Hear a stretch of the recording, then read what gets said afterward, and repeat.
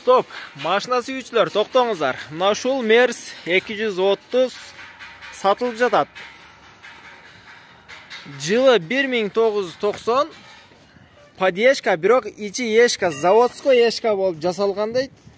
4 дөңгөлөктөрдө жакшы, мына өзүңүздөр көрүп турасыздар. Алды арты таза, автомат коробка, объему 2, плита мотор 2-2, объем 2-2, плита мотор. Азыр мынакей ичинде тартып көргөзөбүз. Мынакей урматтуу туугандар, алуучулар десек да болот. Ичтери автомат коробка, велюрный салон. Азыр моторун да ачып көргөзөбүз.